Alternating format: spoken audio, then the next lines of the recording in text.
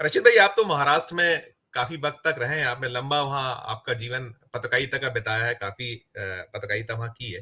देवेंद्र फडणवीस का भी नाम एक निकल कर आया। हालांकि मोदी तो ये कहते रहे हैं कि जिसका नाम चले उछले मीडिया में उसका चयन नहीं होता, लेकिन इस बार कैसे है? अब ये भी एक बड़ा विडंबना है कि वो देवेंद्र फडणवीस जो महाराष्ट्र में 2024 में जिनको लेकर सारा का सारा रार हुआ, तकरार हुई और वो नहीं कुछ कर पाए, तो तमाम जो नाम है, तमाम जो स्थिति है, आपकी क्या प्रतिक्रिया होगी राशिद भाई?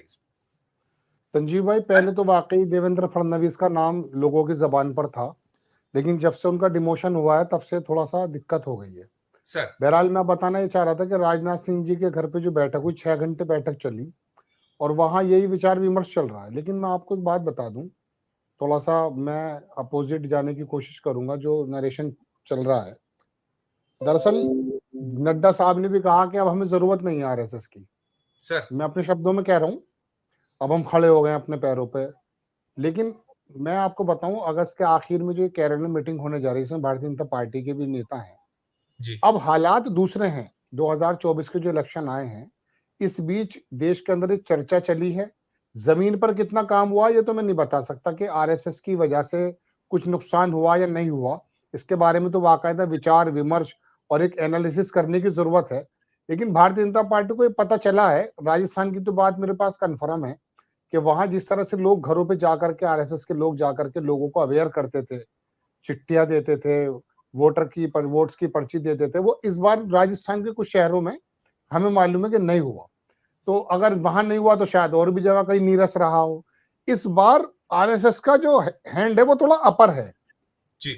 ऐसा नहीं है कि जिस तरह से निरंकुश मोदी जी किसी का भी नाम दे देते हो जाता, होगा ऐसा अब भी। लेकिन इस बार वो इनको मालूम ये पड़ चुका कि आरएसएस ने भी कहीं ना कहीं वो सक्रिय भूमिका नहीं निभाई, या निभाई तो उनका काम नहीं बना।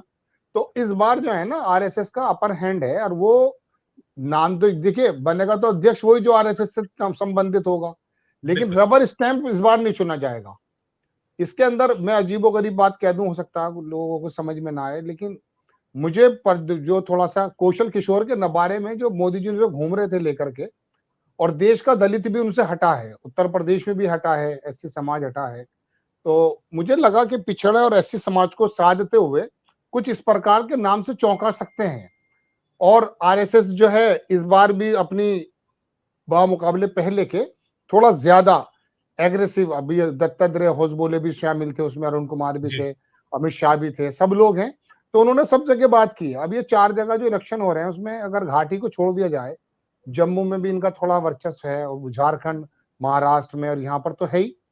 तो इस बार आरएसएस जो है थोड़ा सा अलग से मूड में दिखाई मुझे दे रही है, मुझे ऐसा लगता है। और बीजेपी जो ये कह रही थी अब हमें जरूरत नहीं है, उन्हें ये एहसास हो गया कि जरूरत है।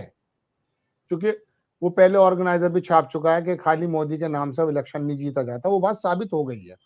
अब वो चाहे वो अंधेरों में तुक्का लगाओ संजीव भाई, लेकिन आरएसएस का नाम थोड़ा सा बनिस्बत पहले के मुकाबले थोड़ा ज्यादा सीरियसली ले रहे हैं भारतीय जनता पार्टी के आलाकमान के नेता। तो इस बार जो आदमी चुना जाएगा उसमें थोड़ी सी ज्यादा दखल अंदाजी आरएसएस की होगी। लेकिन हाँ, वो जो पहले हुआ करता था कि मोदी जी की पर्ची निकाल के नाम दे देंगे, 100% ऐसा नहीं होने वाला।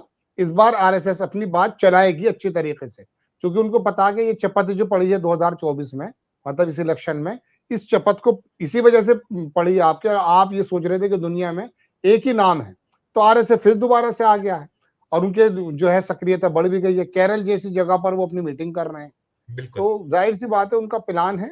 तो मैं मुद्दे की बात यही कह रहा हूं कि मुझे तो ऐसा लगता है कि इस बार आरएसएस का अपर हैंड है, चुना उनकी मर्जी से जाएगा और ज्यादातर उनकी चलेगी, मुझे ऐसा लगता है। इसमें तो मौके की बात यह है संजीव भाई, अभी हमारे अशोक सर ने बताई कि ये जो इलेक्शन हुए हैं, जो नुकसान हुआ है, इस वजह से थोड़ा सा हवा भरी हुई है आरएसएस में। उनका कहना यह है कि हमारा अगर प्रोत्साहन होता या कोऑपरेशन होता तो ये बात नहीं होती। कहना नहीं, मतलब ओवरऑल ऐसा जताया जा रहा है। तो जातिवाद की तरफ से ही मेरा कहना था, क्योंकि इनको मालूम है कि पिछड़ा और दलित जो इनसे छिटका है, वो हिंदुत्व की जो धरी कह सकते हैं धुरी में जो था वो निकल गया है। तो इसके मद्देनजर ये बात हो सकती है। दूसरी बात मैं आपको बताऊं संजय जोशी हूँ, ये देखिए दौर दौर की बात होती है, वक्त वक्त की बात होती है। जो आज टाइम है ना मोदी जी का, भागवत जी कह चुके हैं, ईश्वर ईश्वर मत बनो अपने अपने। अभी पिछले दिनों कहा था 4 साल पहले कि आप महाराष्ट्र आते हो, मैं तुम वहां नहीं आते आरएसएस उसमें नागपुर में नहीं आते, तो मोदी जी ने कह दिया कि मैं तुमसे 2 साल बड़ा हूं, मैं नहीं आऊंगा आपके पास। आज की स्थिति दूसरी है, आज मोहन भागवत चढ़ के बात करते हैं, इनडायरेक्ट वे में कह देते हैं, कई सारे बयान उनके मशहूर हो चुके, लंबी बात क्या करनी है।